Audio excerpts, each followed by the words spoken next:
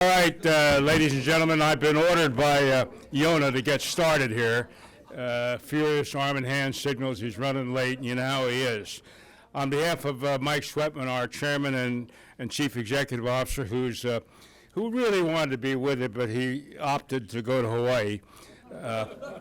So I'm tasked with welcoming all of you once again, and thank you for joining us. I'm not going to go through the long, elaborate speech that Mike does because I really don't have it memorized, and I really, you don't need to hear all that anyway. What I do want to do is thank our distinguished panelists for joining us today.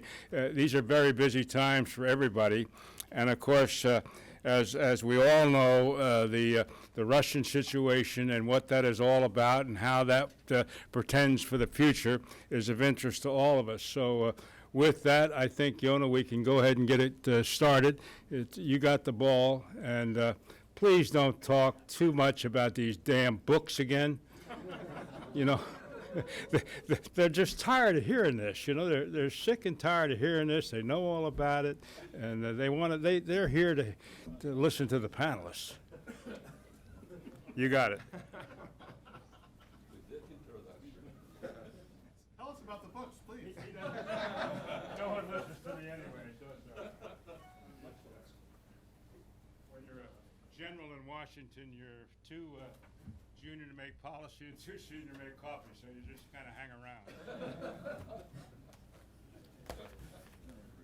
You know, a simple soldier always follows what the general commands.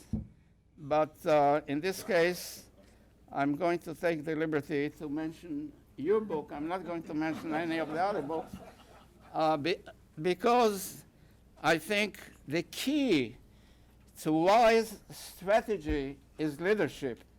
And this is leadership. So I recommend very humbly that you look at that. And for our panelists that I'm going to introduce, I'm going to give them something to remember. Thank you, Yonah. From Thank Colonel you so Gray. much. Of course. That's wonderful. Thank you. Colonel, would you like Oh, I one? love this.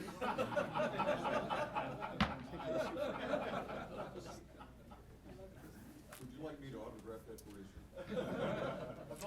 You know what I have in the bag? It's really great. My wife.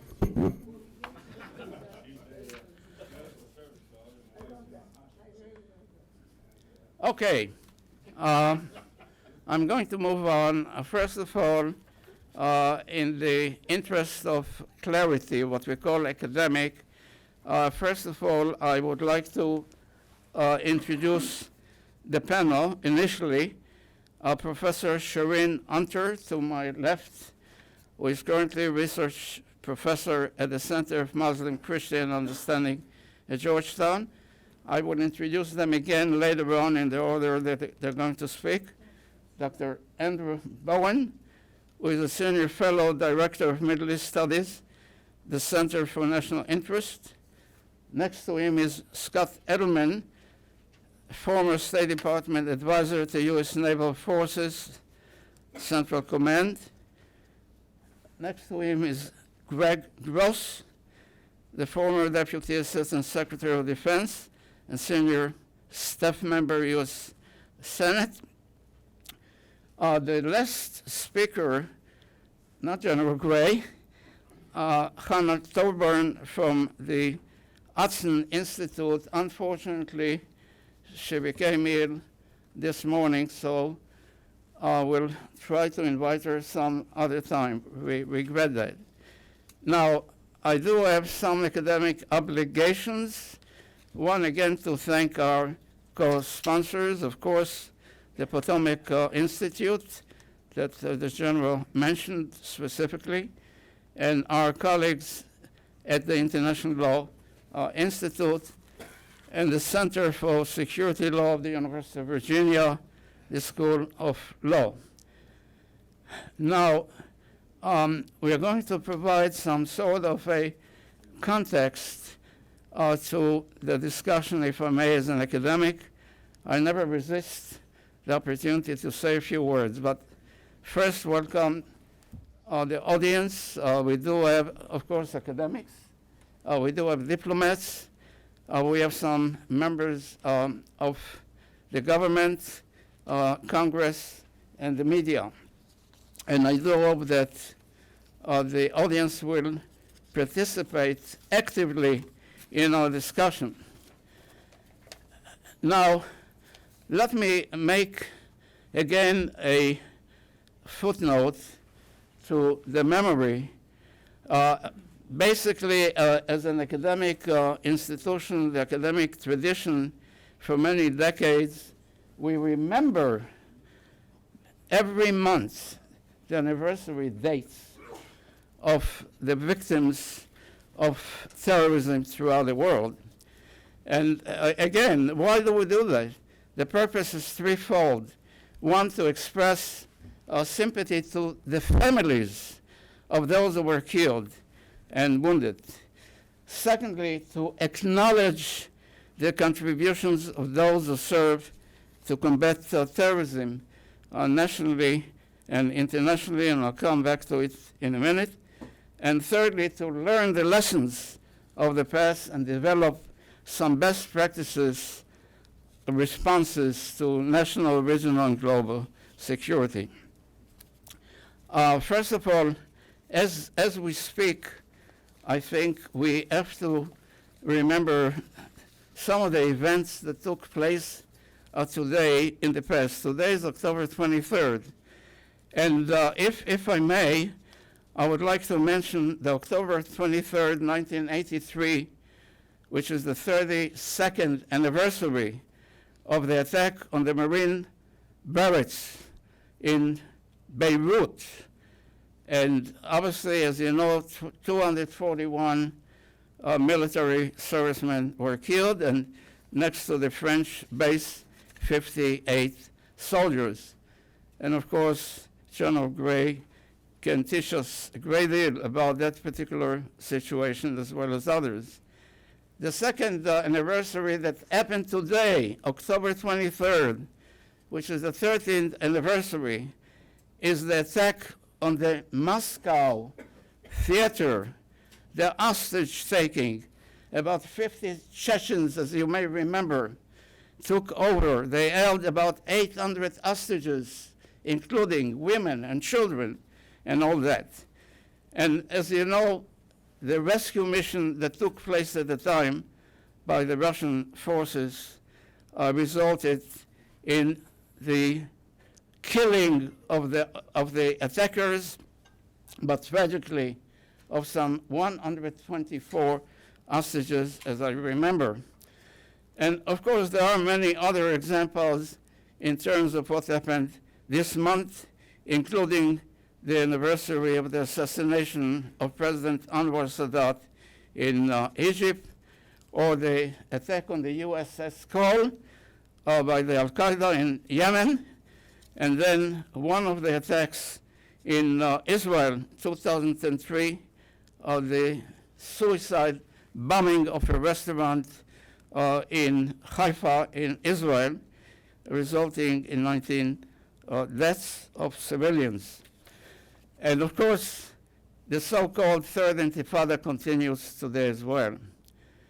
So again, it seems to me that we have to remember those who were killed and wounded during the attack. Now, as we speak, as you probably know, this morning, the report about the rescue mission of the military in Iraq, the Kurdish, with the assistance of the United States, that they were able to rescue some 75 hostages held by the Islamic State. And of course, it is related to what we are going to discuss today. Finally, I have one more comment or footnote, again, on the personal level as well as professional level.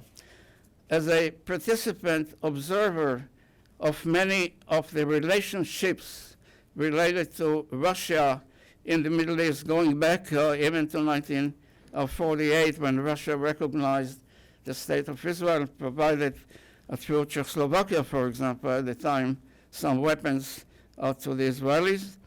And then, of course, we are looking at the history since that time. So again, academically, we dealt with these issues for many, many years. If I may, we're going to look as a context to some of the issues related to our discussion today. I have several maps. Again, in the interest of our young people, the students, undergraduate and graduates here, and others, it's so important to look at the geopolitical situation and realize that Russia's concern, obviously, in terms of geography, the closeness to the Middle East, and we have the panelists to go into details. And then the closeness, of course, to Europe as we speak. The other problem that is related, all is interrelated to the situation, let's say, in the Ukraine, the Baltics, and so on. And NATO, incidentally, we just published a book on NATO. I'm not going to publicize it now. But at any rate, I think we have to look also with one eye to the European situation. And specifically, we're going to deal here with Syria and Iran and Iraq and Jordan and so on. Not only the situation that is happening right there in that region, I would like to suggest to you that this is really global in terms also of the Russians' concerns globally in terms of what's happening in Asia, in the Pacific, and elsewhere. So we do have that map as well. And then looking at Russian history, at least in my view, there are two pillars. One, whoever attacks Russia, Russia is going to respond, going back to the Tsarist period and so forth, in war. And then I'd like to mention right here specifically the attack of the Second World War. We tend to forget that because some 20 million Russians were killed. And tragically, my own family, my wife's family, the entire family were killed in Kiev in a place called Babi Yar, a ravine, where Jews were killed within a period of 2 days, over 30,000 people by the Germans. Now, the other pillar of Russia is to see whether they can resort to diplomacy and peace in order to achieve their interests. Then I'd like to mention two major events. One, the attack in 1956, October 29, the attack on Sinai and Egypt. The British and the French and the Israelis attacked because at that time, Russia provided a great deal of military support to Egypt and Syria. I'll come back to it. As far as Syria goes, we're talking about thousands of Syrian military were trained in Russia, a great deal of equipment to support Syria. We'll come back to it later on. And of course, the attack in the war related to the Yom Kippur or the October War at that time also was very critical in terms of Russian involvement. The good news is that as a result of the wars, we do have the peace between Israel and Egypt, and the Russians acknowledge that as well. I just want to mention in terms of the Cold War, and I'm not going to go into it, the work that we tried to do during the Second World War to provide clarity. It was not really propaganda, it was information. And we were, when I say we, at the Center of Strategic International Studies, you remember Ray Klein and I and so forth, we were actually vilified at that time because of the Cold War by some Soviet academics, and we do have the information on that. We're going to look today some of the military responses and, of course, the diplomatic response in connection with the Russians' interest in the Middle East. With that, I'm going to call Professor Shireen Hunter, who is a very distinguished scholar, if I may say so, for a long time. And she also served, as I recall, in the Iranian foreign ministry, not during the Khomeini, but before that, with great distinction. She published over, I think, 15 books, if I remember correctly, and it is an honor and pleasure to have her. You have the resume in your package, so I won't go into details. Shireen, it's all yours. Would you mind to come up here, because we're trying to have a video and to try to educate our students and the wider audience. You can speak as long as you want. Oh, well, wonderful. Right. I never have such an Well, offer. when we talk about Nobody- Iran specifically.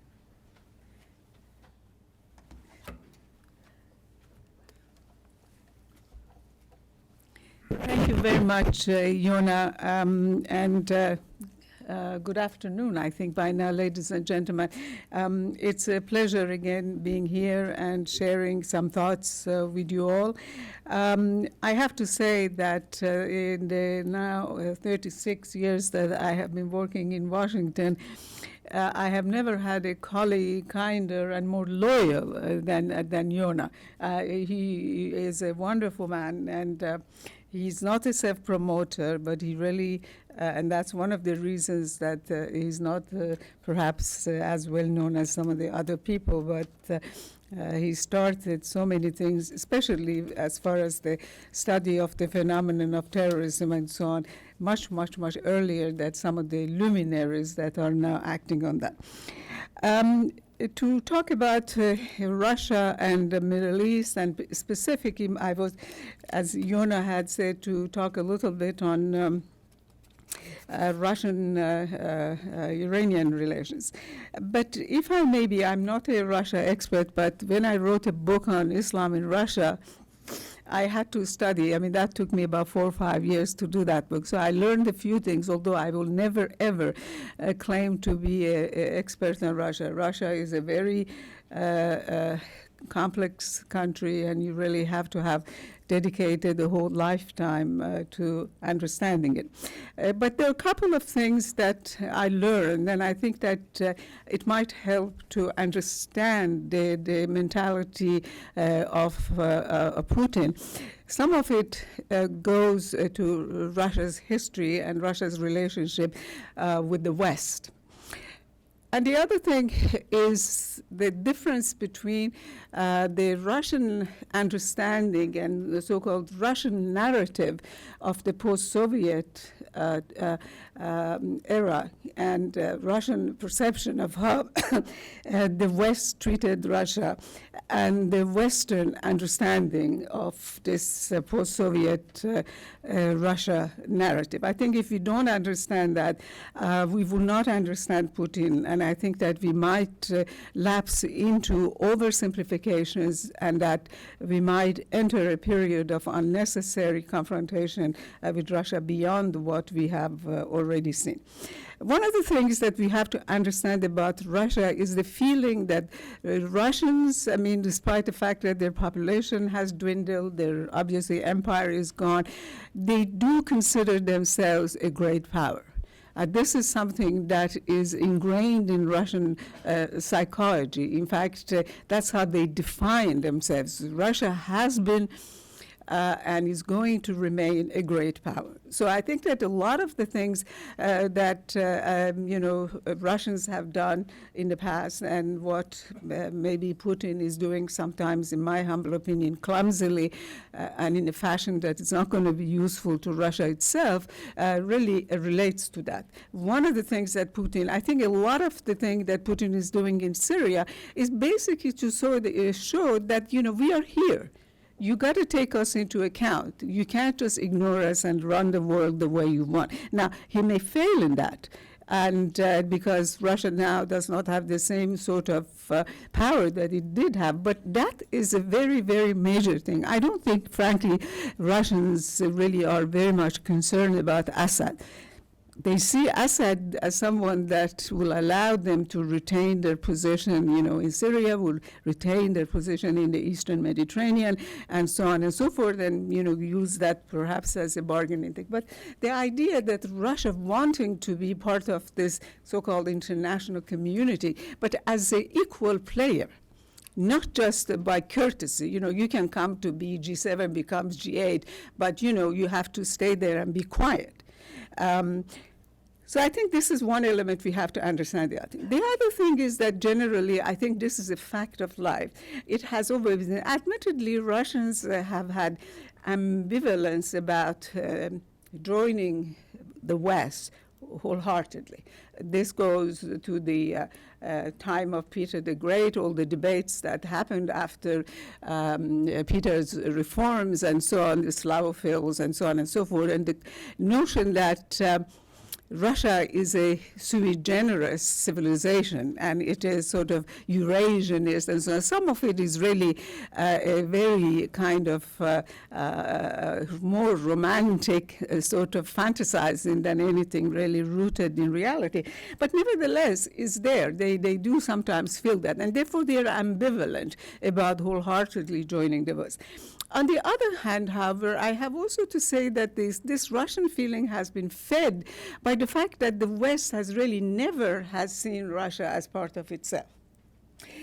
First of all, there is the division between the Eastern Christianity and the Western Christianity. This is a real distinction, and you didn't need the late Sam Huntington to point this out. There are different things, certain things. But the other thing is that the Europeans never really, no matter how Russia tried during the Tsarist and so on, they couldn't really accept Russia as part of Europe. And this fed Russia's sense of ambivalence towards Europe. The famous thing, I don't know, is attributed sometimes to Napoleon and so on. And I mean, I don't mean this in any disrespect to the Tatars that I like very much. I went to Tatarstan, I liked them incredibly. They were very, very nice people, hospitable, warm. So, but that is how the Westerners say. He says that scratch a Russian and you find a Tatar. Meaning that Russia is not European, that Russia is an Asian thing. So I think that there is always going to be this kind of tug of pull and push between Russia and the West. So I think we have to, when we are analyzing Putin, I don't think that the way a lot of people keep saying, this is just another Russian imperialism on the march and so on. I think that this can become self-defeating. Yes, Putin wants Russia to be treated as a great power, but that doesn't mean that he wants to go and recreate the empire or go back to the Soviet era things or existential conflict with the West or other things. So I think these are some of the things we need to do. The other thing that we need to understand about the current thing and what has led to the Putin phenomenon and this is really we have to have a more realistic view of the Yeltsin era. And the perceptions of the Russians and the Westerners of the Yeltsin era are diametrically opposed. And I saw this, and it is not just the old communists who feel like that, young people and so on. People don't like Yeltsin in Russia. And the Yeltsin era is being seen in Russia as a period of absolute humiliation, and that, that's what they feel about it. And you don't have to be a communist or arch-imperialist to feel that what happened to Russia was very... The other thing is that what they feel, and this even goes to people like Kozyrev and so on, who were the collaborators of Yeltsin, and they were the most pro-Western Russians, is that they basically, what they had in mind was that after the in the post-Soviet era, Russia and the West are going to have a partnership. Russia is going to be an equal partner, and basically, certainly, the Soviet era, the region of the Soviet Empire is going to be essentially giving to Russia to manage. In fact, I remember reading one of his Kozyrev things. He says that quite quickly, that Russia is going to be the agent of civilization in Central Asia, Caucasus, and will link them with the West and so on and so forth. So what I think there is a strong sense of betrayal that basically, particularly after 94, the Western understanding of cooperation with Russia was that Russia has to agree with whatever the West is doing. And the minute they disagree on something, then they are going to be accused of imperialism or reverting to communism or becoming non-democratic and so on. In fact, no less than Gorbachev said that Russia's Westerners' understanding of cooperation is that Russia should nod its head all the time and just be a silent partner. Now, I'm not trying to say I don't have a dog in this fight, to be honest, and I don't know who is right or wrong. There are great powers, and if you come from a small power, all great powers, you can't trust any great power. I don't care whether Asian, China, Russia, America, Europe, whatever. Yeah, obviously you can like the values of one more than another, but this is the way great powers behave. I mean, that's essential. I am a realist when it comes to international relations, and so I just wrote a book, academics. Books for academics are like their children. They have to talk about them. And one of the comments, although the reviewer was positive on it, but said that the book reflects a realist bias. Well, I'm not ashamed of that because I think so this is what we have to see, generally speaking. The Putin's desire in all these things is that one, Russia obviously has its interests. I mean, I think that you can look at the problem in Ukraine in different ways. But I'm not going to get into that. But I think that's very, very important. To begin with, Gorbachev gave Ukraine to Ukrainians because he was himself a Ukrainian. The history of, Kiev, Rus, of course, Ukrainians now deny any connection between the Kievan Rus and the, princedom of Muscovy. I don't know who is right. As I say, I don't have a dog in this fight. This is not my fight. But I think all these things, the same thing with Crimea. If you want to give Crimea to their original inhabitants, we should give them back to Tatars, really, because Catherine threw out the Tatars from Crimea. So the point is that it depends where you want to start history and when you want to say it's aggression or other thing. Now, I do believe that the way Putin has gone about doing this has been very wrong and has been very counterproductive, and I think ultimately is going to be against Russia's own interests. But I'm just trying to just a little bit, because the discourse so far has been so much just dumping on Russia, dumping, that I think it's important to us not accept, obviously, but to, have an understanding of what the Russian narrative of all of these things is. So I think that the way I see the whole Middle East thing, well, to begin with, Russia has a serious security concern when it comes to Islamic militancy. I mean, Yonah just so rightly referred to the incident in the Moscow theater, but there are many, many others. The Moscow metro, you had the Beslan siege every day, still in Dagestan and Ingushetia and so on and so forth. You have, it is not, the North Caucasus is a cauldron. It's not quiet yet. And then, it depends, you call it North Caucasus, or if you're Russian, you call it South Russia. Again, it all depends how you look at this thing. But that is a real thing. ISIS, for that, is a real thing. And of course, the Saudis and so on. The fact is, we don't tell the truth about certain things. The Saudis, whoever says Saudis are frightened of Al-Qaeda and ISIS must be smoking something. Have you ever seen anything happening in Riyadh? Any terrorist act in Riyadh? No. If something happens, killing the Shiites in the eastern province or something like that. But that is the fact. These are their people. Jabhat al-Nusra and so on, they were their creation. And I don't want to get into that. They have used instrumentally since the Afghan war, they have used instrumentally the Sunni militants as instrument of their foreign policy. And Russians know this. I used to teach a course on Islam and politics in post-Soviet sphere, and you read some of the stuff written by Russians, and this comes across very, very clearly. So one, there is this security concern. I mean, they are recruiting in Chechnya. It can even go to Tatarstan. We don't know. So this is a real thing. However, Russia also has a certain problem with that. The bombing of Syria is very unpopular with Russian Muslims. And not just in North Caucasus, but in places like Bashkortostan, Tatarstan, in Siberia, other places. So Russia also has to walk a very fine line, militancy, but, bombing, because they're overwhelmingly Sunni, the Russian Muslims. So I think Russia has the same dilemmas we have, that not to get caught into a sectarian conflict, because they can't be seen like having a Russian Shia alliance versus an American Sunni alliance. I think this would be just a crazy thing for everybody to do. So there is the security thing. But the other thing is also the, and I do believe in that Russia wants to show, hey, you know what? Don't forget us. We are here. We're going to show you how we are here. I think that is a big element of that. Again, I don't know. I personally believe maybe they are going wrongly against it, but I think that all the time that Putin is saying, let's please talk and try to cooperate, I think it is in some ways a cry for help. They want to come out of some of the straitjackets they have put themselves, including vis-a-vis Ukrainians. Now, I had said enough on these things. I'm sure others will know much more about it and will talk about it, but I thought that this might help to set the context. Now, let's look a little bit on the Russian-Iranian relations.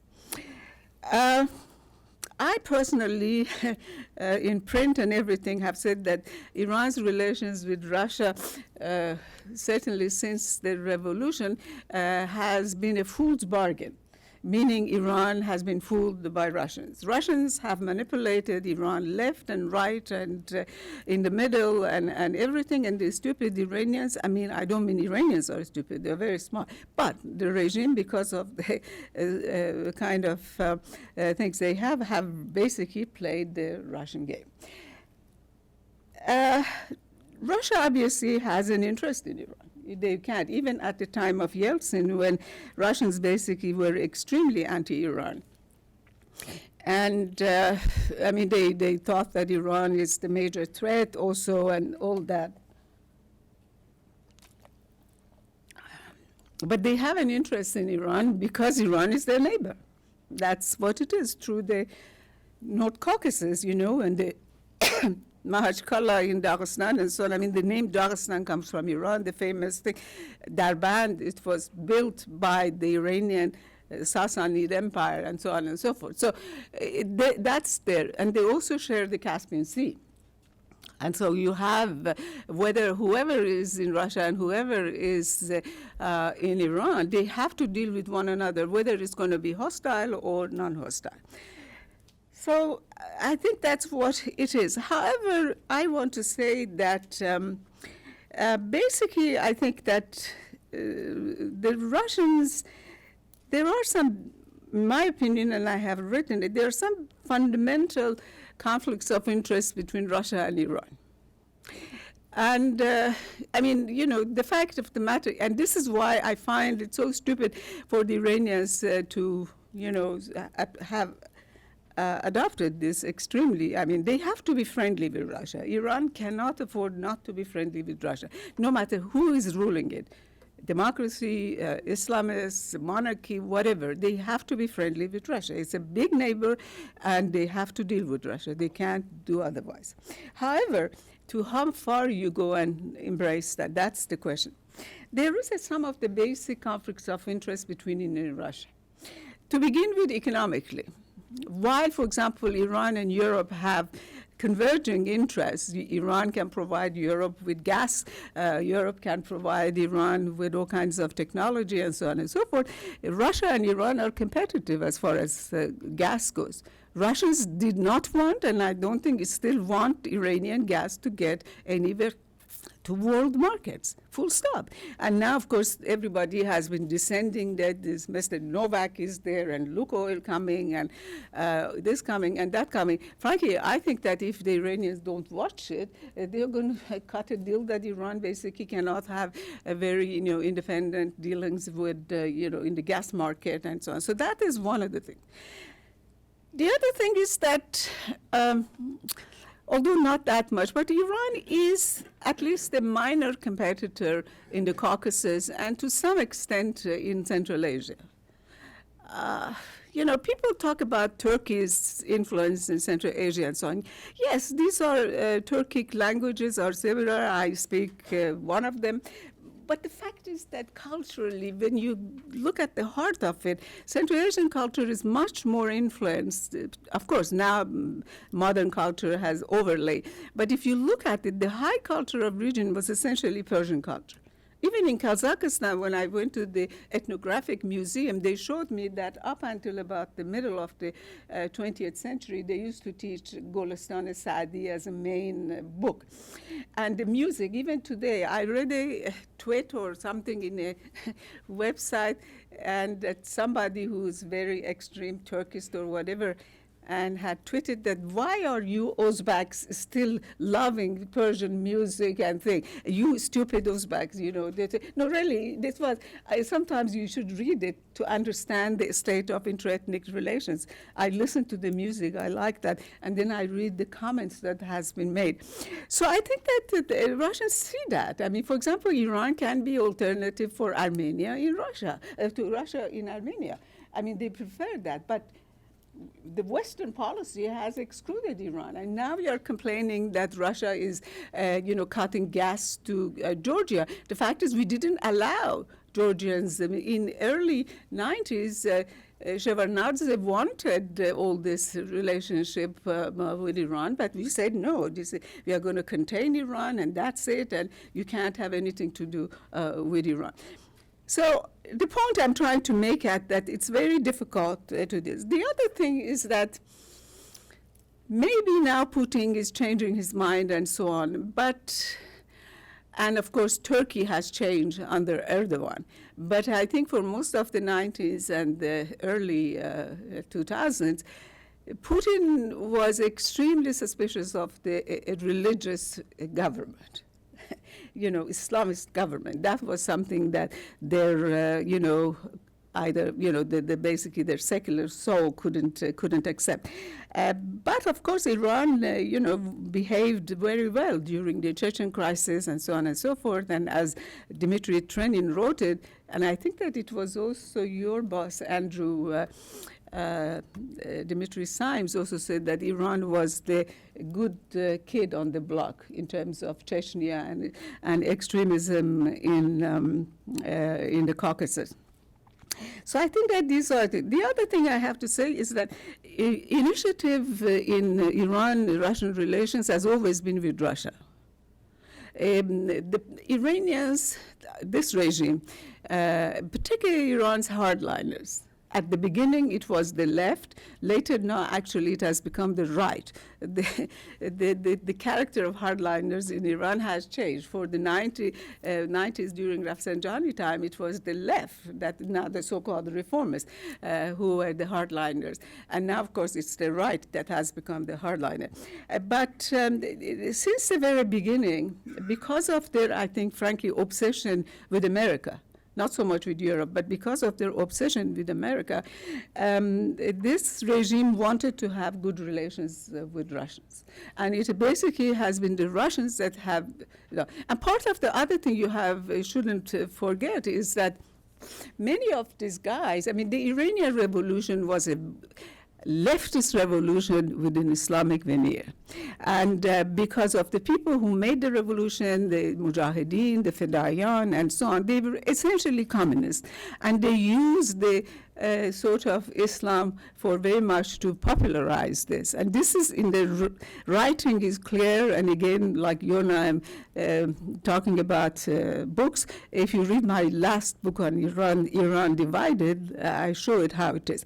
So there is this feeling that the system, the regime, is much more receptive to Russia than it is. The other thing, frankly, is that they don't see Russian culture as threatening to them. Whereas they find the Western culture, American culture in particular, but European culture, being more attractive and hence more threatening. So I think that this is another thing.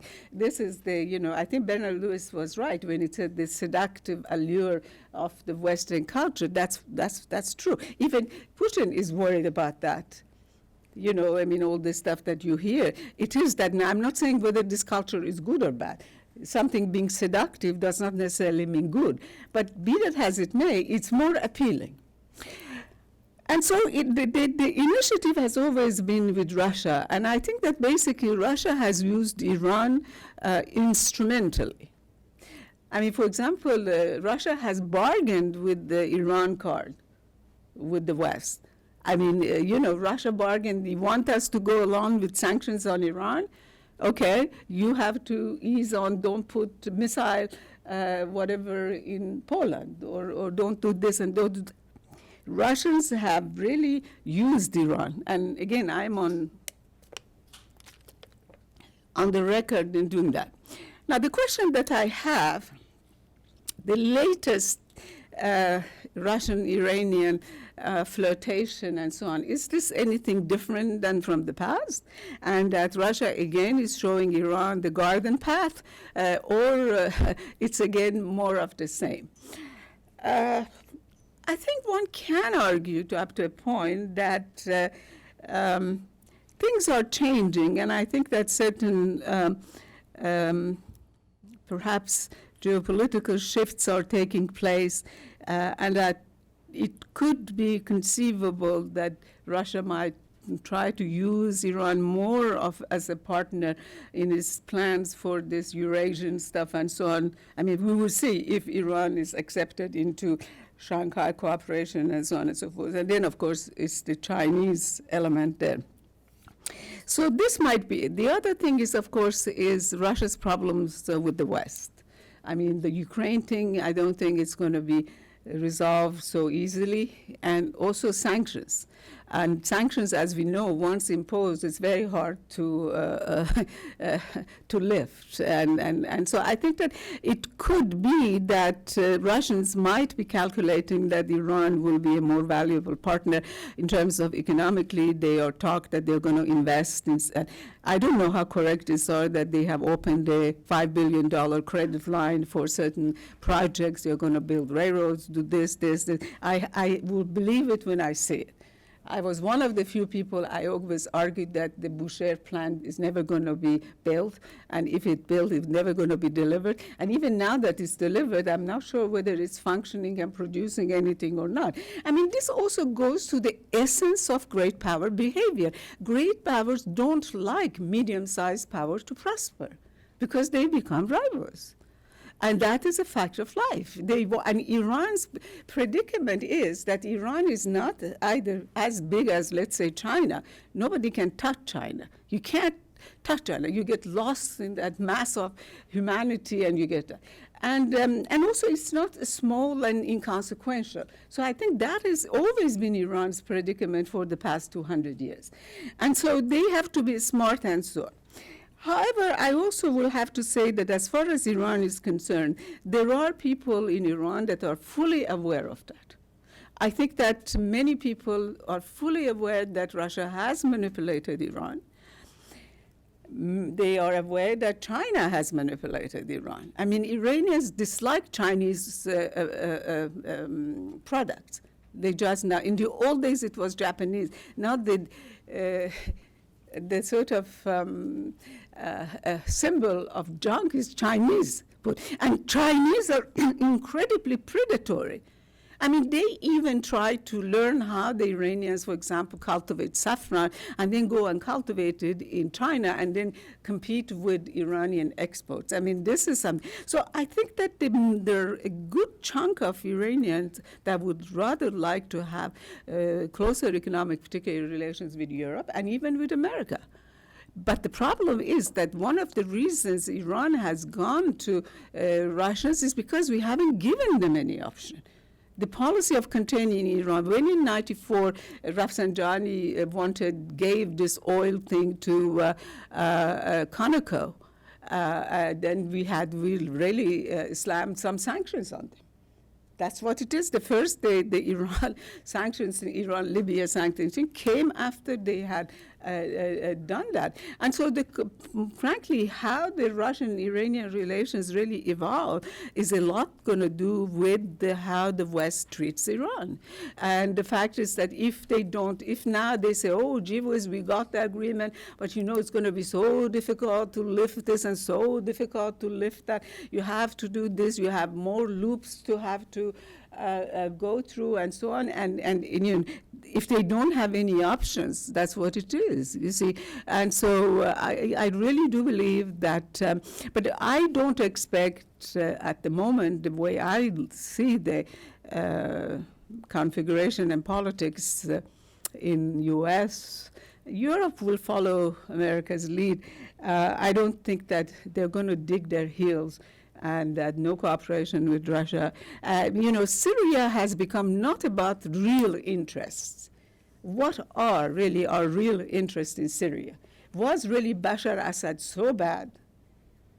I mean, after all, Bashar al-Assad had not fought a war since, what, 1967? So, I mean, what is it that Bashar was so bad? Is Jabhat al-Nusra so bad? Why is that we said Bashar has to go and this way? So we haven't really thought of that. But now what has happened is that all is about not losing face. Saudis are saying that we said Bashar must go and Bashar must go, otherwise Iranians will get. Saudis are paranoid. There's no way you can satisfy the Saudis. A paranoid person cannot be made to feel secure. If I think that all of you here are out to get me, no matter what you promise that no, we are not out to get you, I'm not going to be, comforted. Davutoglu, Erdogan has lost it completely, if he ever had it. He really has made himself a Sultan Khalif. And he says to people, I'm your father. And so this is, and he says if Bashar al-Assad doesn't go, we know. And of course, we don't seem to be able to reining our so-called allies in the region. And so all has become about not losing face. And now with the Russians coming in, this has acquired a global dimension as well. So if you agree to cooperate with Russia, people are going to say Putin wins. And we cannot have Putin win. Because if Putin wins here, then he's going to win in Ukraine, then he's going to win next thing, then he's going to win in Abkhazia, then in Ossetia, and so on and so forth, and it becomes. So my feeling is that Russia still has a weak hand, but I think that it all depends how we handle the other regional players. I mean, why not America now even cut a deal with Assad? In a certain way and say, okay, you can stay 2 years and then we will see how else is out, or have a more decent relationship, develop a more decent relationship with Iran, because all the statements after the nuclear deal has been negative. And so, we have to also understand that other countries have interests. It's not all about loving this country or hating the other country. Countries have interests, and their interests often do not coincide, with ours. And so the question becomes, can one find a middle ground or compromise and kind of mediate the sort of different things or not? Again, I'm not suggesting what one should do, because everything has pluses and minuses. There's not a scenario, I wish I could say, there's a scenario, if we do this, everything is going to be, I'm done. Everything is going to be wonderful. But I think that we need to have a little bit more receptivity to perhaps some alternative, arguments and perhaps some alternative ways of dealing with some of the crises that so far we have had. Thank you very much indeed.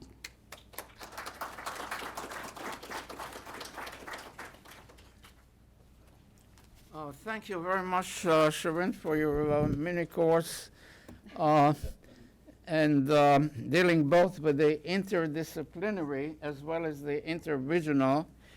And we do have some students who study at Georgetown. I'm sure they're going to take your course after that. And those who are not going to take your course will read your books. And we look forward to your comments after we had the opportunity to hear the other panelists. Now, our next speaker our panelists, as I mentioned before, Dr. Andrew Bowen, who again is a senior fellow director of Middle East Studies at the Center for National Interest, is a very prolific scholar and commentator on the media and some of the centers. He has very extensive experience, for example, the Levant program, directing the program of the Baker Institute at Rice University. And he was educated at Rice and London School of Economics. And he conducted extensive field work in the Middle East and North Africa. Andrew, please come up here.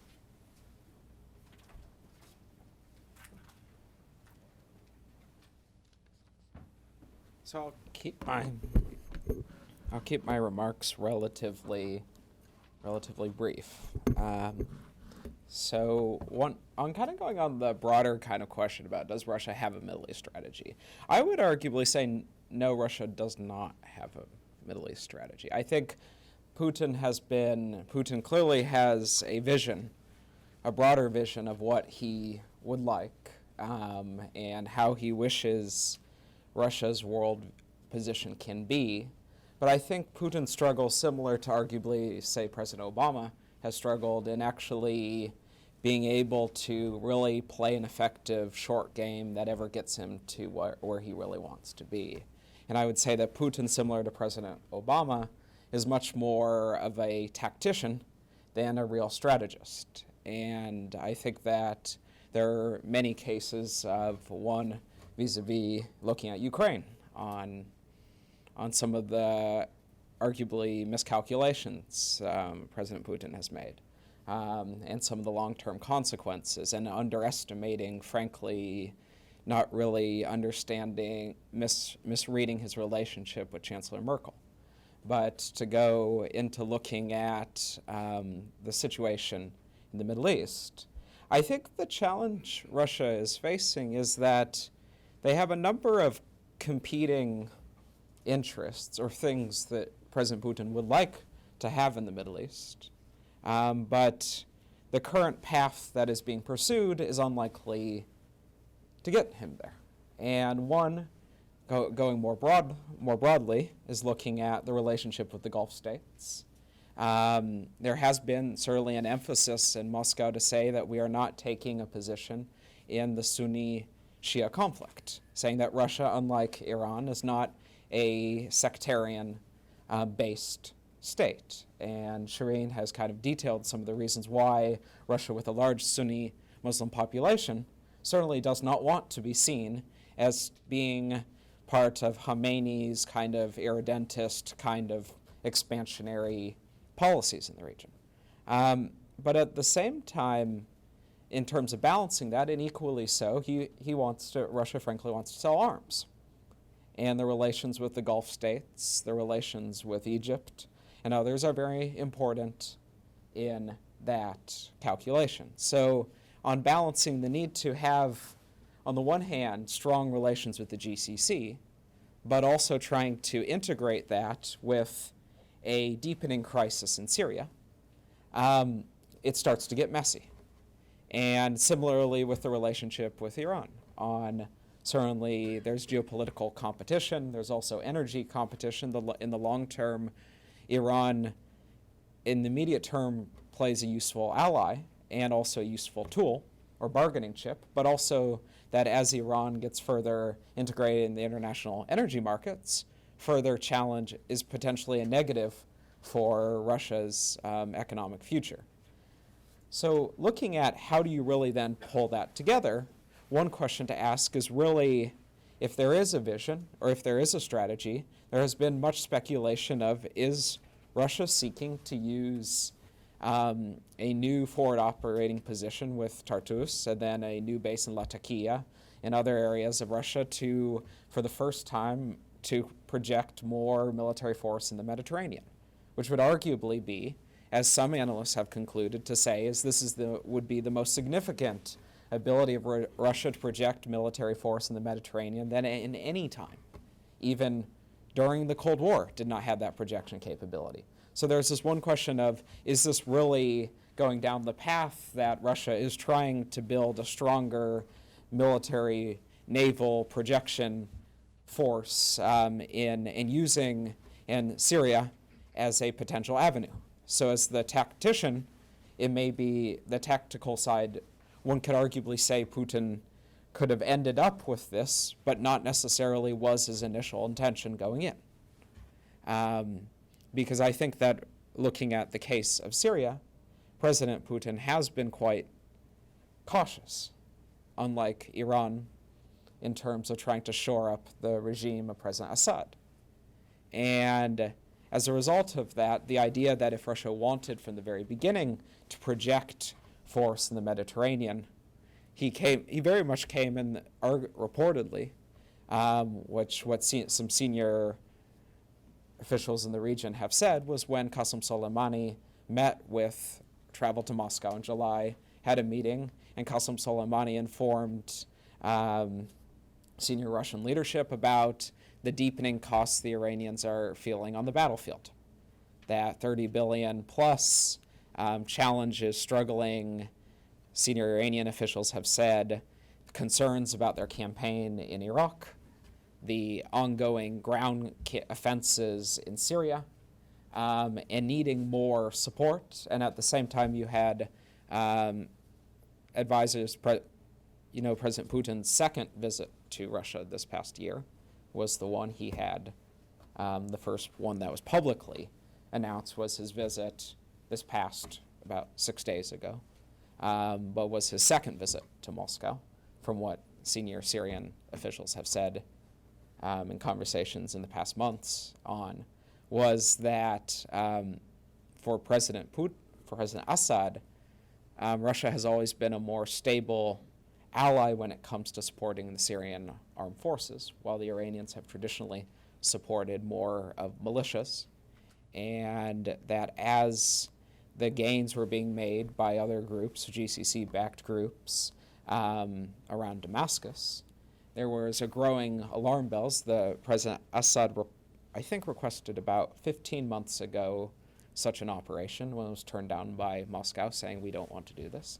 But as there were increasing signs that Damascus could be, and the Alawite heartlands could be threatened, along with Iranian concerns as well, it started to be this shift, and President Putin made the decision to provide military assistance, enhanced military assistance beyond just training of the Syrian Air Force, and also playing now a active role in the military campaign. And I think that this led the combination of Iranian concerns with the viability of the ground strategy combined with President Assad's own, and created an opportunity or a need for President Putin to take a larger role, which I think he reluctantly agreed to do. So I think the question of, is this a long-term Mediterranean strategy for power projection? It may be now that there is a growing position, but I don't think that was the original intention on Syria. And I think the question now is really how much cost will Russia be willing to bear in this? Because I think, similar to the Iranians and similar to the Russians, this is a long, messy conflict. And how long how many resources really want to be spent? Because I think that in general, Russia has been quite hesitant to expend resources on Syria. And I don't think that it was President Putin's original intention to spend the number of resources that may need to be required.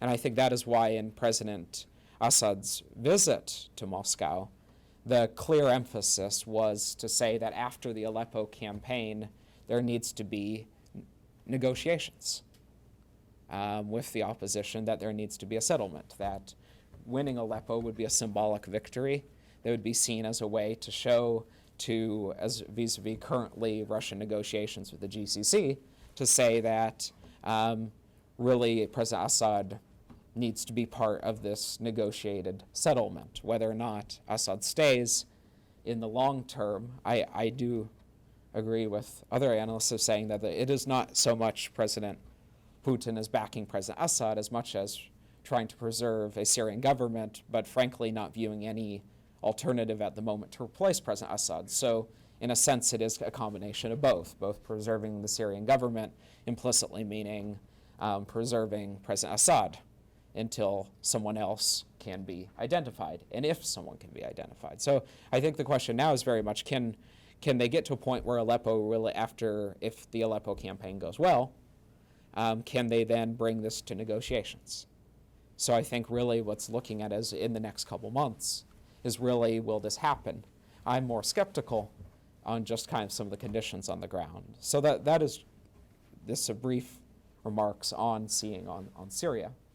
And really looking at then, how do you keep then a real, and what final comment on Russian Middle East strategy is, if you really want an effective Middle East strategy, Russia would have to be more willing to make compromises in terms of building a stable set of alliances. But I think even looking at his relations with President Sisi in Egypt, and even with his relations with Gulf states, there's no real deep trust. I don't think, from speaking senior officials in the region, no one really trusts President Putin beyond knowing that it's a transactional relationship.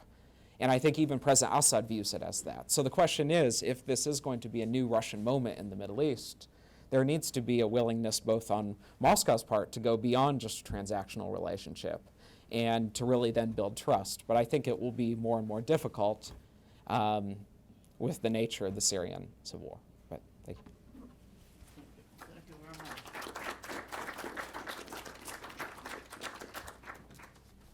Sir, thank you very much, Andrew, for your analysis.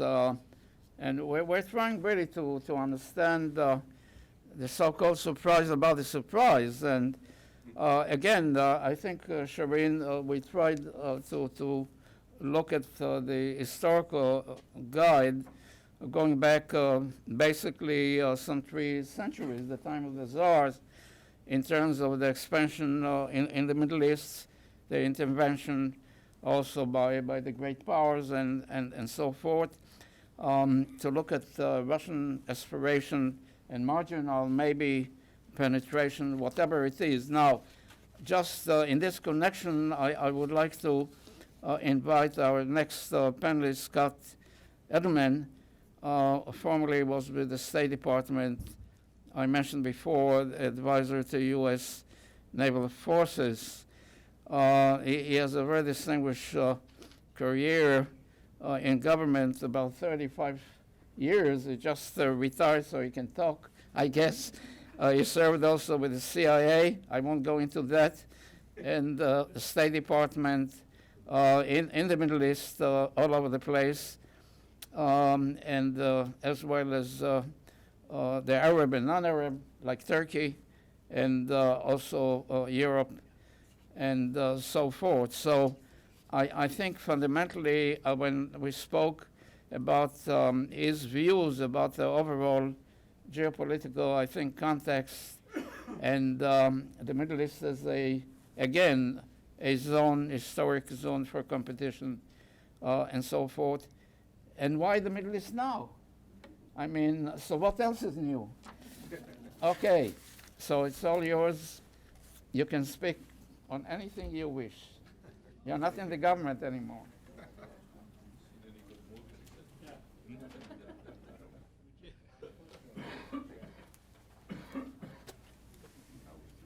Yes, thank you very much. I should mention, by the way, that the reason we can talk about my early work as a CIA analyst is that I was never on the dark side of the force. I was an analyst. Yeah, that's what the people there all say when I left to go to state. So quickly, I'm going to broaden the focus a little bit to start and then try to bring it down to the events that have occurred, including, as Yonah said, the surprise about the surprise, which strikes me as odd because, in fact, I think there really shouldn't have been any reason for surprise over the recent Soviet moves. In effect, we have a message. The 1980s called, and they want their foreign policy back. At the end of the Cold War, it was very comforting in the United States. We were, after all, the lone remaining superpower. To see that, to suggest that history had ended. We all remember the discussions over that. And it turns out it was really just a vacation from history.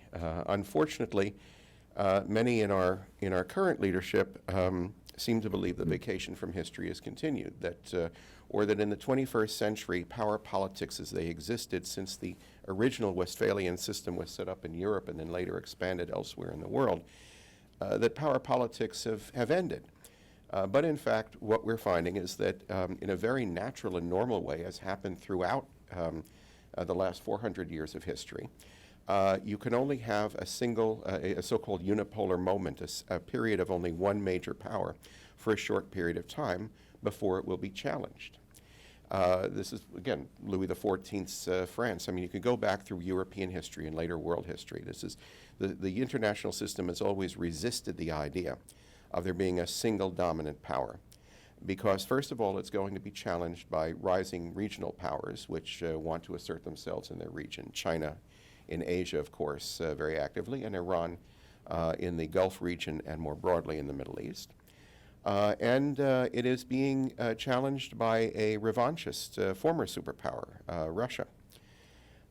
We mentioned Dmitry Simes earlier, and just to show that people sometimes remember what is said in one of these panels. I very well remember Dmitry in the early 1990s, I believe it was a Wilson Center program, saying the one thing we could not allow was the creation of a Weimar Russia, a former superpower that felt that it was unfairly treated, that it was unfairly restricted, and resentful both of the normal economic deterioration that happens with the loss of power, but also of the loss of influence that it had. And again, another quote that came to mind in terms of what that kind of influence means and how the Russians have often looked at it. I think there's no better statement than the one that was made years ago by the former Soviet Foreign Minister Gromyko, who asked once in a press interview to explain what it is to be a superpower, said a superpower is a nation without whose participation nothing in the world can be solved. And I believe that that is what the Russians are now trying to do. It's again, it's a very normal return. Historically, again, going back to European history, when you had a single power that was overwhelming, it was challenged by other smaller powers, again, both rising and revanchist, regardless of their ideological compatibility, regardless even of their compatibility of interest. They would have areas where interests intersected, but not necessarily overall similar interests. And I believe that's exactly what we're seeing in the world today. Getting to why the Middle East and why Russia in the Middle East, part of it, of course, Yonah, is what we saw on the map. The Middle East, especially the Eastern Mediterranean, simply is in the Russian backyard. I have to keep shifting in my mind between those terms. It is in the Russian backyard. It's always been there, but they've never been able to really project a great deal of power out there. Partly because since the Second World War, the Mediterranean with the American Sixth Fleet has been an American lake. The other area, of course, in the Gulf region, since the British withdrew in 1971 and 1972 from the Persian Gulf, that's been an American pond. So the Russians haven't always been able to assert themselves, but during the Cold War, the one thing that the Soviet Union did find that it was able to do, and this is why it was very active in the Middle East, was that, as you know, much of the Cold War was fortunately not fought directly between the two major superpowers. It was fought on the margins. It was fought in the Third World, in Latin America, in Southeast Asia, and in the Middle East. And the Soviets found, starting in the 1950s, with the break that we had with Nasser in Egypt, the Soviets found that there were wedge issues between the United States and the Arab countries, particularly the Arab-Israeli conflict, which enabled them to to work their influence into these regions, and actually created a sort of perverse incentive for them to be disruptive in the region, because the more the situation was disrupted, the more that the United States and its allies could not bring about a stable situation, the more the Soviets could increase their political influence. Arms sales, of course, were a big part of it, and so forth. In the 1970s, and there are some of us in this room who remember those personally and well, one of the biggest achievements of Secretary of State Henry Kissinger and his peace process was to get the Soviets out of the Middle East, at least out of most of the Middle East. They remained on the margins in their support for Syria, in their relationship with Iraq. They had a sort of relationship with Kuwait for a while, but it was very, very vague. But one of the reasons for working as he did to ameliorate the Arab-Israeli tensions was to eliminate that wedge issue. And also, frankly, with President Sadat in Egypt being so anxious to get the Russians out, we were more than happy to step in. So we pushed them very far out, and it remained that way throughout the end of the Cold War. Again, the Russians did maintain a pied-à-terre in Syria, but even at the end of the Cold War, frankly, the Syrians found themselves a little bit out in the open. They felt more threatened by Turkey and by others in the region precisely because the Russians couldn't support them to the extent that the former Soviet Union had been able to do so. So, looking at it from the American point of view and what we were trying to do at the end of the Cold War. We in the Gulf region, and again, one of the major reasons we care about the Middle East is oil and gas, and the fact that the Gulf region to this day is a major source of world energy. In the Gulf region, our original idea was to create a kind of balance of power, but one dominated by Iran under the Shah as a proxy. Some of us remember that during the 1970s, it was the Arab Gulf countries which were irritating us because of the oil embargo and the later dramatic increase in oil prices. It was actually Secretary of State Kissinger in the early 70s who implicitly threatened to invade the Arab Gulf countries to seize the oil. That worked out very well, of course, until the Shah fell in 1979. After that, we, especially during the original Iran-Iraq War and then the Iraqi invasion of Kuwait, the United States moved its forces more into the Gulf to the point where today we still are not just the dominant power there, but the guarantor of free trade and free traffic through the Strait of Hormuz and through the Gulf region. In the Levant, what's happening right now is, again, as I was noting, the Russians, as with other powers, as with Iran, are looking for vacuums. They're looking for opportunities, wedges, in which they can insert themselves. And the collapse of the Syrian regime, the collapse of the Syrian government, central government, I mean, it's still, the rump government still exists, of course. The collapse of Iraq for the Iranians, giving them an opportunity, and the American abandonment of the American evacuation from Iraq, have given opportunities for these other powers to interject themselves. They are all doing so, again, in a very traditional way. They're looking out to defend something called national interest. We seem to sometimes forget that countries pursue their own national interest as they perceive it.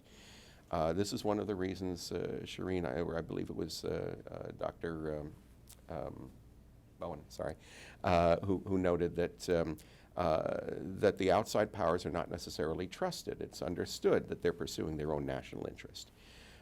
In Syria, Russia is perfectly happy to support the Assad regime to the extent that it enables them to maintain their small base in Tartus, and to maintain some influence in the region and to be an essential part of whatever solution is eventually reached. But if he no longer fulfills that purpose, fine, they'll find somebody else. He understands that.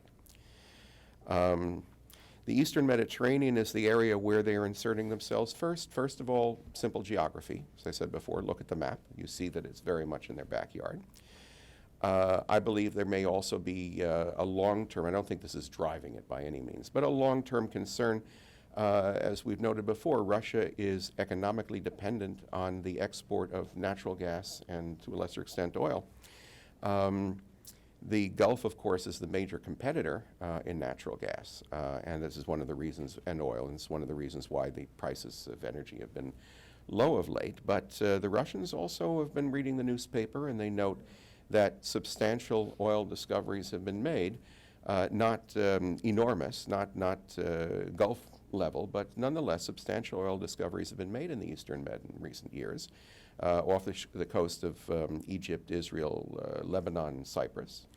And this can be a competitor. There are already negotiations with Turkey and with some of the European states about this eventually being not necessarily a substitute for Russian gas, but a supplement to it, and a way of insulating the Europeans and the Turks from heavy-handed Russian influence because of their control of gas. So, again, all of this is perfectly natural. It should be understood. These are not, by the way, the only powers that are looking at the region. Others that are dependent, first of all, in Asia, on gas and oil coming from the Gulf region, are themselves very active out there.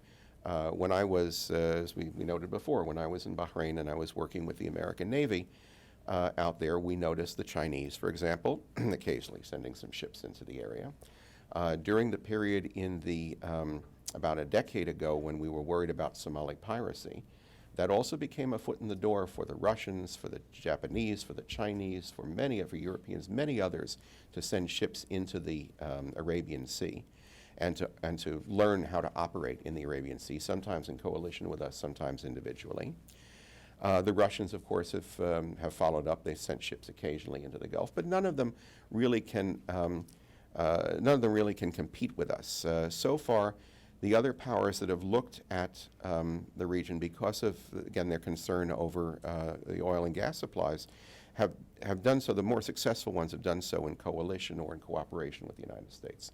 The Royal Navy is still out there, although very much a junior partner to the United States. The French have a small naval base of their own in Abu Dhabi. And in fact, there's been some reporting recently about the temporary removal of an American aircraft carrier from the Gulf region. Up until quite recently, for more than a decade, we've always had at least one and often two aircraft carriers in the Gulf region. During that time, the slack will be taken up by the French. We're sending the Charles de Gaulle, which is not a super carrier, but nonetheless can operate. But that's in cooperation with us, in coalition with us. As I noted, the Chinese have been out there. It was interesting, if you want to look at who's very concerned about future security in the Gulf, that we've, because the Iranians have from time to time threatened to mine the Strait of Hormuz, and even if they never did that, just the mere threat of it could cause insurance rates to shoot up and have a drastic effect on oil and gas prices. We've held some very public counter-mining exercises in and around the Strait of Hormuz. And the third largest participant after the United States and the Royal Navy was Japan. The Japanese Naval Self-Defense Forces, their largest outside of area deployment since the Second World War, because they are also deeply concerned. Their energy supplies come from the region. So very quickly, I don't want to go on forever, what is the future of all of this? Okay. I think the Russians very much are continuing to look opportunistically for occasions when they can insert themselves into the region. There is a limit to how much they can do. The Eastern Mediterranean is still much easier for them because of Tartus, because of the closeness to the Black Sea. They don't really have the ability. They can sell arms and they can try to exercise influence, and particularly with Iran, they can sell arms to some extent in the Gulf region, but they don't really have the capability of projecting themselves out there. It's still going to be either the United States or an American-led coalition of Western powers that guarantee that area. And oh, sorry, I did have notes for that. And the Russians are going to find, just as we did, just as we have in our recent exercise in Iraq, that it is problematic. As you said, they're pursuing their own national interests. There are other national interests below there. And a final thought, I just saw it this morning in the Daily Telegraph. There was a wonderful quote, I don't know if you've seen it, from a Russian military trainer in Syria saying, practically tearing out his hair in exasperation, because he said they sell their weapons to the enemy, an experience we also are familiar with. So they're going to find that the situation they can't stabilize the situation by themselves either, but they can insert themselves in. They can be a vital player, and it should not surprise us. And their continuing effort opportunistically to expand where they can should not surprise us. Thank you.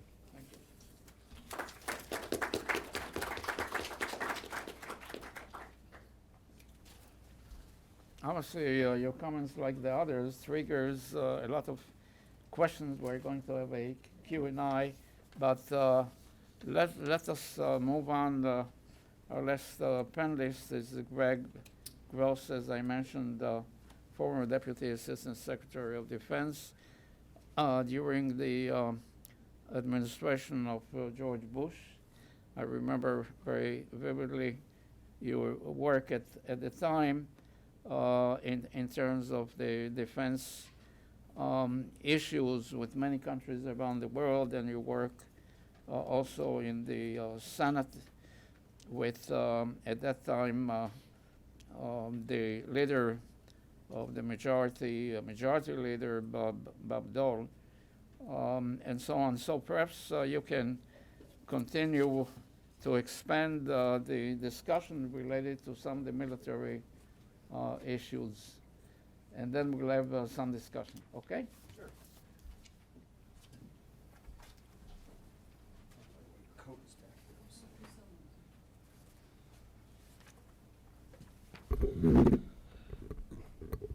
Yonah, thank you again for hosting, and the other several groups, I don't need to name them, that are hosting this event. You're always very prescient in the topics you choose, because you chose this before Russia and the Middle East became the front page story in foreign policy. So Yonah, you scare me sometimes. We're now in the 5th year of the civil war in Syria. Over 250,000 dead, more than half of Syria's population displaced. I am on the board of a humanitarian organization that's trying to help deal with the problem of the displaced from the Syrian and Iraqi conflicts. And I've seen firsthand how utterly horrific what's happening in that region is to so many innocent people.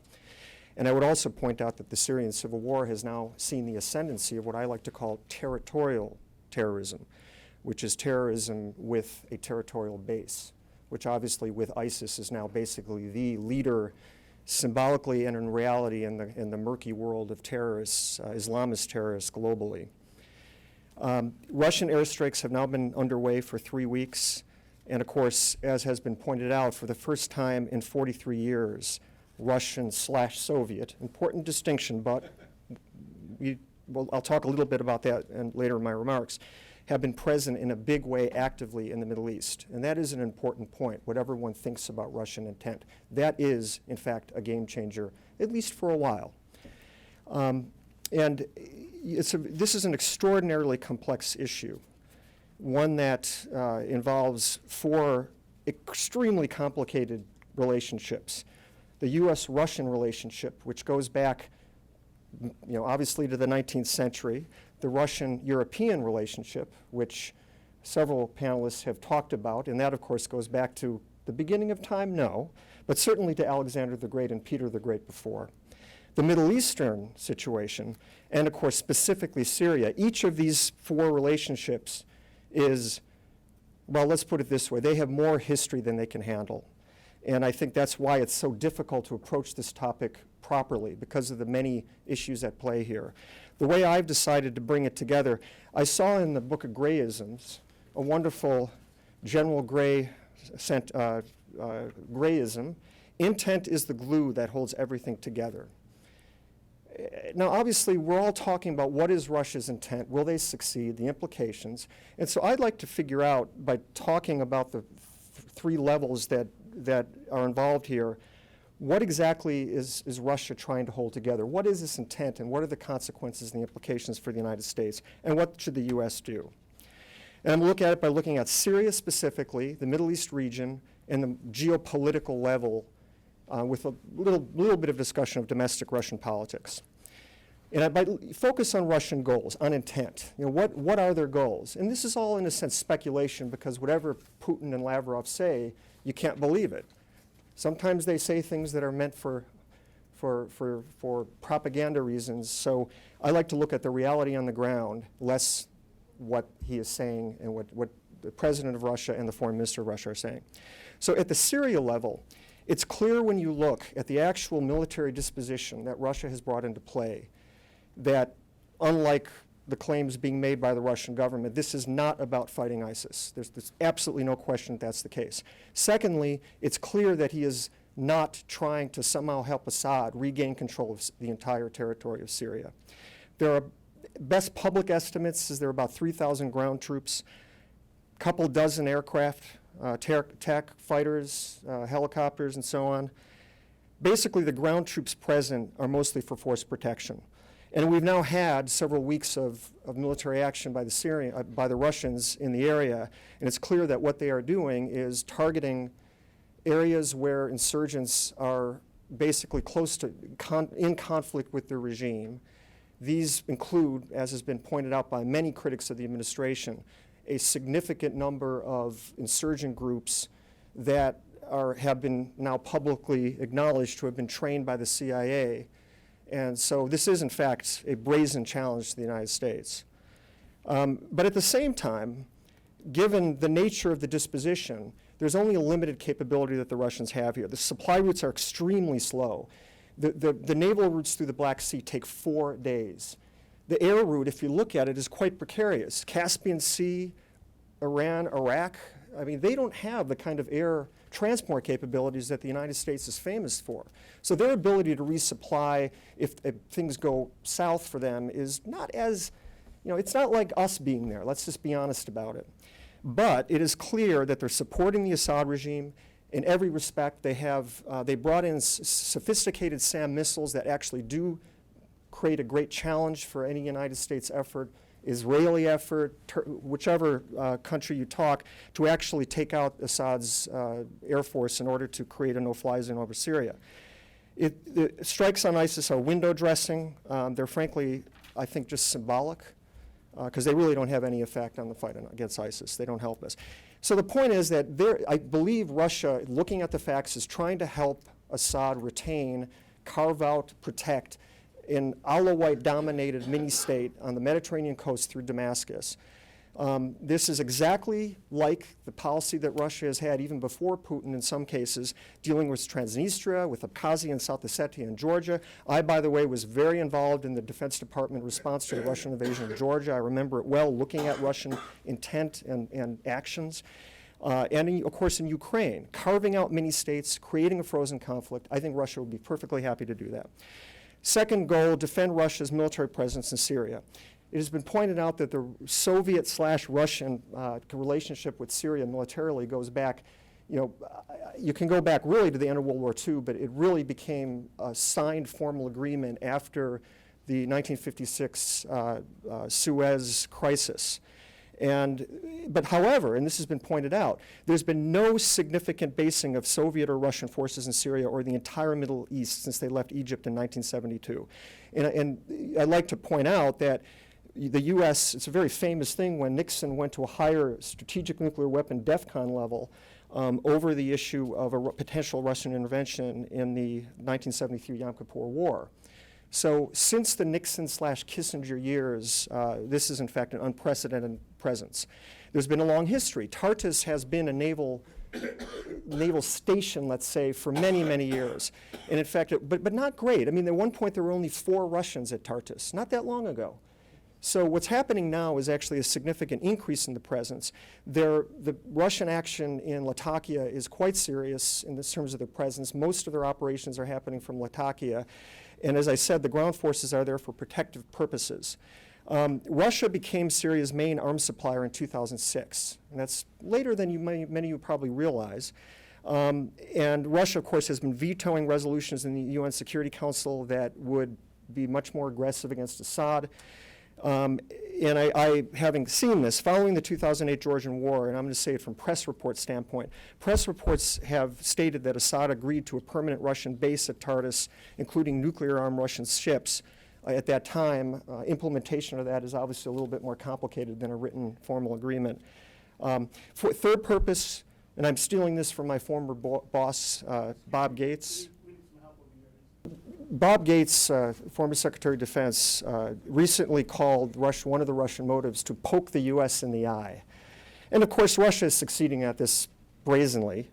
As I said, an unprecedented show of force in the region, and specifically, Russia having an out-of-region air base far from Russia with aggressive, lethal capability and action is unprecedented, certainly in that region, and I would argue around the world. Since Soviet times. And of course, Russia has forced itself into being a part of any future Syrian deal. And the fourth purpose is to keep Russia relevant at the table, as I think Shireen and others have pointed out. Russia is very good at this, and this goes before Putin. I remember Kosovo when we basically had, through airstrikes, caused the Milosevic regime to pull out of Kosovo, and suddenly this Russian column of military force descended down to Pristina airport. And there was a big debate between the then NATO commander and the commander on the ground about whether to bomb the roads so that the Russian troops couldn't get to Pristina. We didn't bomb them. The Russian troops did get there, and Russia successfully inserted itself into the negotiation that followed. The implications at the Syrian level, is this a quagmire like Afghanistan?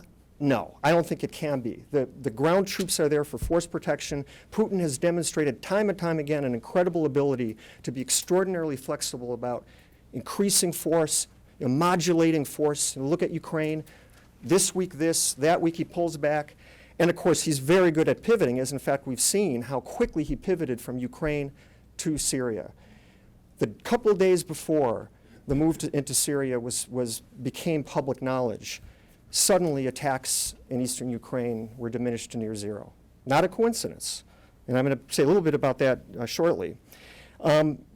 This does limit and complicate U.S. options tremendously. Our ability to use air power is now restricted by definition because we obviously would try to avoid a U.S.-Russian plane-to-plane attack. We are worried about where Russian forces are. And so this is a big problem for us. Negotiating the departure of Assad is now complicated. Russia has to be a part of that negotiation because of what happened. And supporting the Free Syrian Army, as I pointed out, is extremely complicated now because of the fact that the Russians are bombing them. It also limits and complicates Israel's options. Israel has been acting, including using air power to cut supply of weapons to the Assad regime that they're fearful will end up in the hands of Hezbollah, and that is exactly now a difficult thing for Israel to do. You may recall Netanyahu just was in Moscow. I wonder why. Clearly it is about deconfliction. And of course it doesn't help our anti-ISIS strategy, has been talked about endlessly in the media because the Assad regime in Russia are not targeting ISIS. There's a little bit of that going on, but it's not materially important. Middle East region. What are the Russian goals? Russia, again, a Middle East regional player. Everyone understands now in the region that Russia, at least for the medium term, is going to be a player in many, many respects. They are using force aggressively. In Syria, more aggressively in some ways than the United States is. We have actually now diminished our airstrikes in Syria because of deconfliction concerns with Russia. Secondly, arms sales. It's already been talked about the significant increase in Russian arms sales to the region. UAE, Saudi Arabia, Iran, not surprisingly, Iraq, which some might be surprised at, I'm not. And I've talked with Iraqi government officials about this, and it's actually understandable why they're doing it, because we're not supplying the weapons that the Iraqis need. That's the reason. And also Egypt, which is a shock. They signed a quite significant deal because, keep in mind, we have been providing every year billions of dollars of assistance to Egypt, And the fact that Egypt is turning to Russia is surprising. But then when you think about it, not, given what the U.S.-Egyptian relations. Russian generals are now in Baghdad. Russian military advisors are in Egypt helping in their counterterrorism actions in Sinai. And Moscow has become the place to visit for regional powers. Iran Quds Force leader was there right after the Iran nuke deal. Just this week, on Tuesday, Assad was in Moscow. Erdogan was there this week.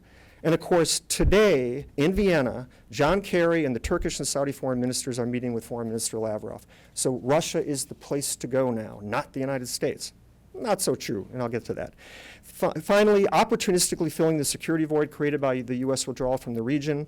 As you know what it is, the issue of Libya and Yemen, leaving Iraq without a SOFA, abandoning Mubarak in Egypt, only fitfully coming to terms with Sisi's ascendancy.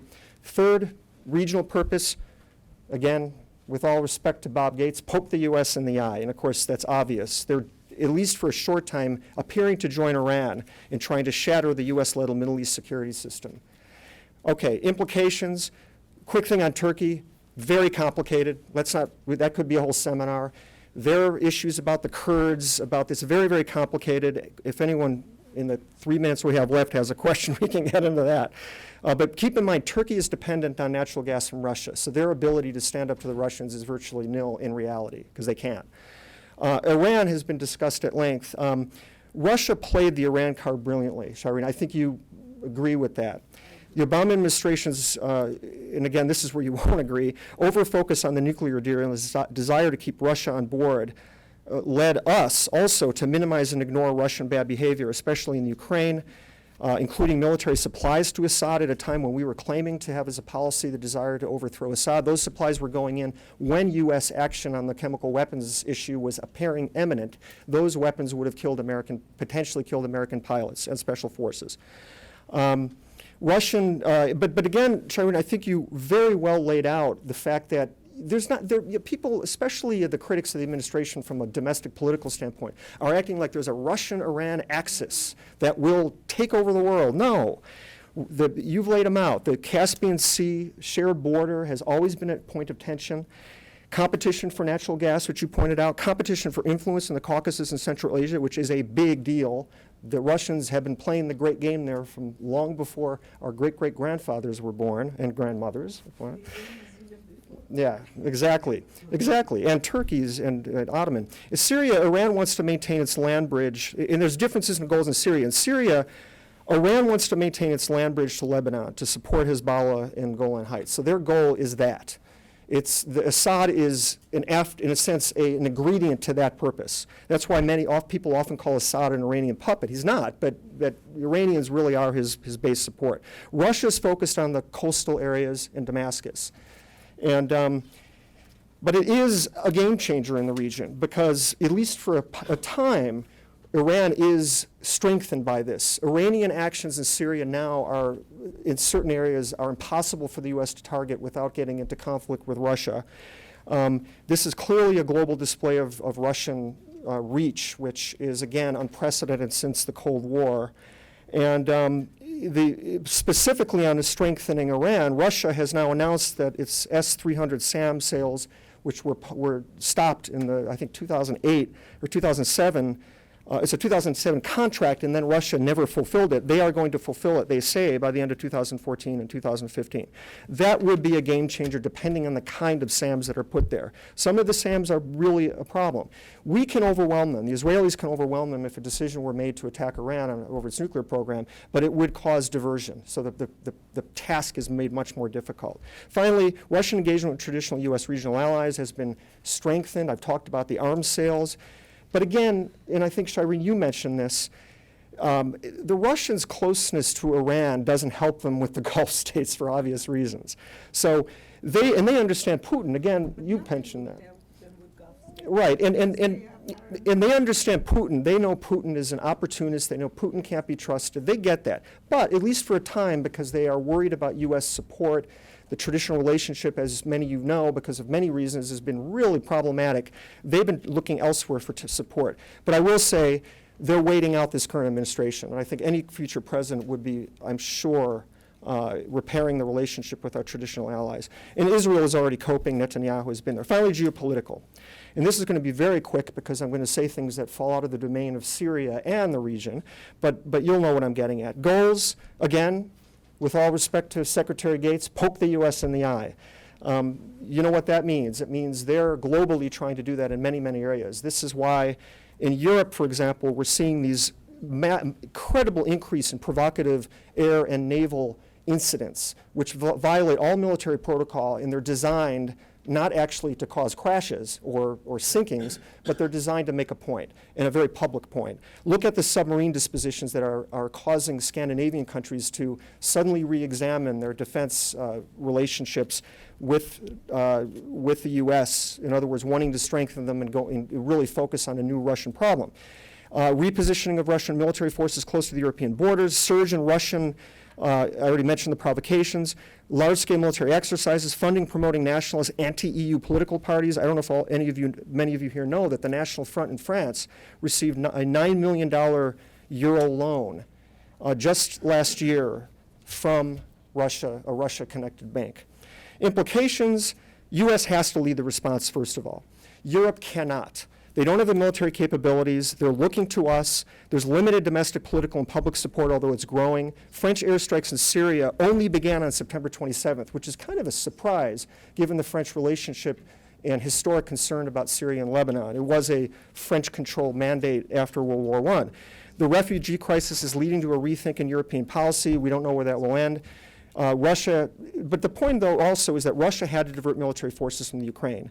And the Russian Russian economy and military cannot sustain Putin's military adventurism in so many places at the same time. And that is why I think there is a way to deal with this that is effective and doesn't require a greater risk.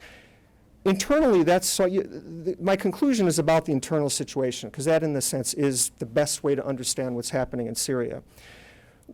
People have suggested among some of the punditry and political figures that Russia domestically is trying to strengthen itself through a foreign adventure like it's been doing in the past. Some of those past adventures clearly were that. This is not one of them.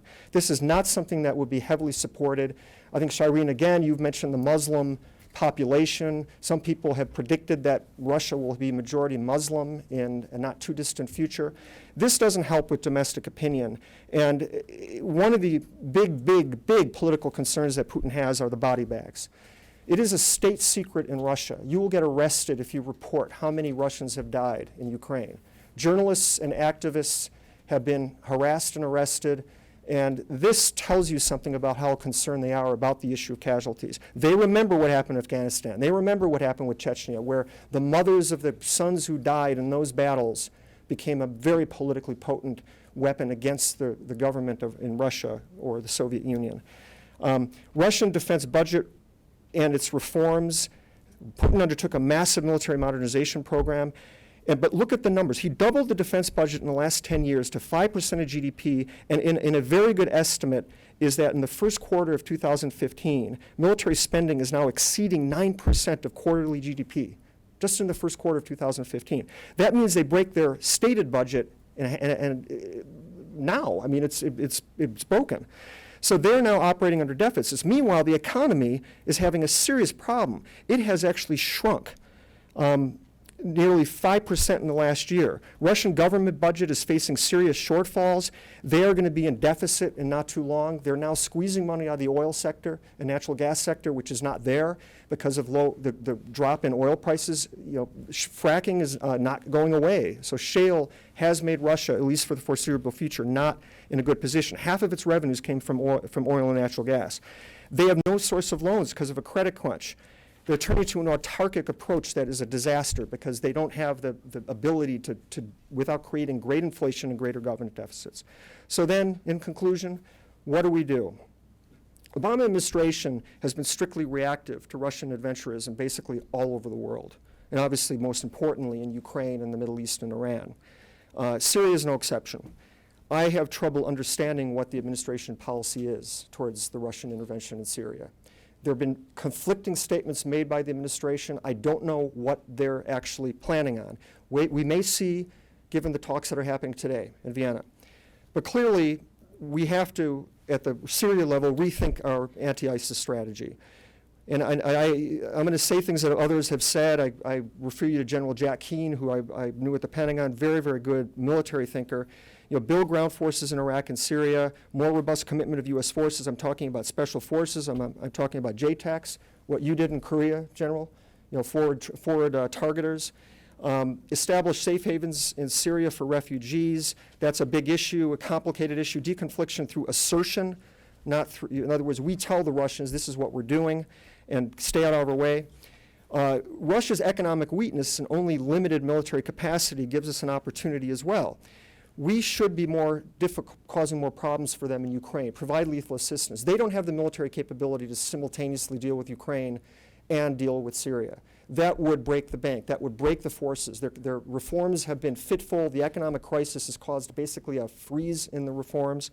And so that's to our advantage. And of course, I, in a broader sense, want to refocus on Europe, bring more troops in the European theater, increase the U.S. defense budget. So those are things, and then of course in the region, we're going to have to re-engage. We're going to have to once again, focus on arming and military cooperation with our traditional allies, and that has been said elsewhere. Finally, in conclusion, I'm obviously advocating what might be called a more confrontational approach with Russia, but you always have to continue the talk, the negotiations, the off-ramps.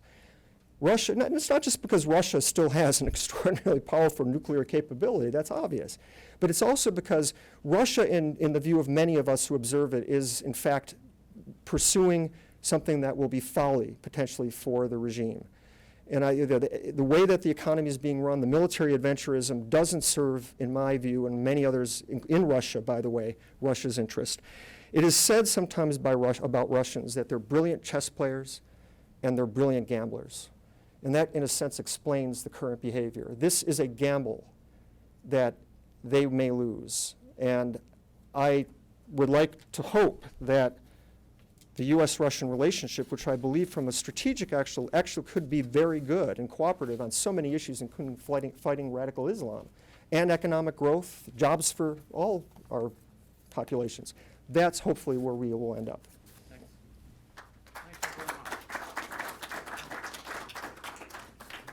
Very quickly, we started rather late, so we can develop a discussion. Obviously, we don't have all the answers, even the questions. It reminds me when Dostoevsky observed that everyone condemns the evildoer, but no one can understand the mind of the evildoer. You can somehow relate this to Russia and their intentions and so forth. But at any rate, first of all, just one quick footnote that, Greg, you mentioned the visit of Netanyahu to Moscow. One thing I can assure you, I don't know, of course, what was discussed, but it was not discussed the status of 1 million Russians who are in Israel. They are citizens. Putin doesn't have to worry about them, maybe in the Ukraine, maybe in the Baltics and elsewhere. He said something about it.